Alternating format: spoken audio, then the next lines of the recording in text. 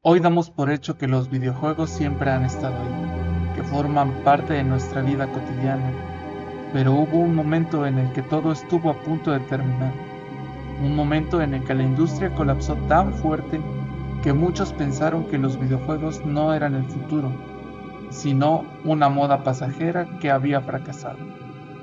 Yo soy Paez, sean bienvenidos a Capital VG. A principios de los años 80, los videojuegos casi desaparecen, no por falta de jugadores, tampoco por falta de tecnología, sino por algo mucho más peligroso, la pérdida total de confianza. Hoy vamos a hablar del primer gran problema del gaming, un error que marcó para siempre la forma en la que se hacen, se venden y se controlan los videojuegos. A finales de los años 70, los videojuegos eran algo completamente nuevo. Las arcades estaban llenas, las consolas empezaban a llegar a los hogares. Atari no solo vendía videojuegos, vendía futuro. En 1980, Atari generaba más ingresos que muchas compañías de cine de la época. El Atari 2600 se convirtió en un fenómeno cultural. Para muchas familias era el primer contacto real en la tecnología interactiva. Y cuando algo funciona tan bien, el mercado hace lo inevitable, copiarlo sin pensar en las consecuencias. El gran problema fue que nadie puso límites. Atari permitió que cualquier empresa desarrollara juegos para su consola. No había licencias, no había filtros de calidad, no había estándares mínimos. Algunas compañías lanzaban juegos cada pocas semanas, esperando que al menos uno se vendiera bien. El resultado fue un mercado saturado de títulos mal diseñados, repetitivos o directamente injugables. Pero el jugador todavía confiaba, y esa confianza sería explotada. En esa época no existían las reseñas en línea, no existía Metacritic, no existían los gameplays. La portada lo era todo. Y muchas portadas prometían experiencias épicas que el cartucho no podía cumplir. Poco a poco, el jugador empezó a sentir frustración. Comprar un videojuego se convirtió en una apuesta. Entonces llegó E.T., el extraterrestre, la película más exitosa del momento, un fenómeno cultural. Atari vio una oportunidad única y quiso lanzar el juego lo antes posible.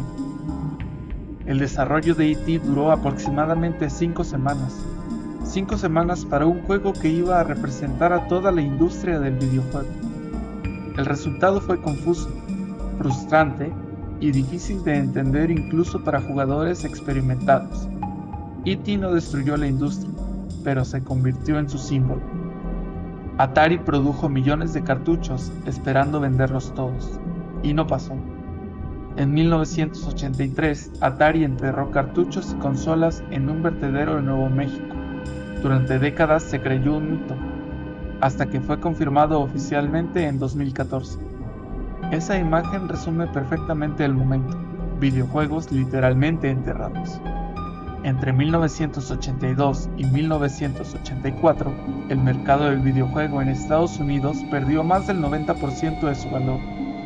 Tiendas dejaron de vender videojuegos, inversionistas se retiraron. Para muchos adultos de la época, los videojuegos habían sido solo una moda pasajera, y durante un tiempo parecía que tenían razón. Pero algo importante nunca desapareció: los jugadores. La gente no dejó de querer jugar, lo que perdió fue la confianza en la industria. El primer gran problema del gaming no fue técnico, fue humano. Nadie protegió la experiencia del jugador. Mientras Estados Unidos abandonaba los videojuegos, en Japón una empresa observaba atentamente el desastre. Aprendieron la lección más importante: sin control, el videojuego no puede sobrevivir.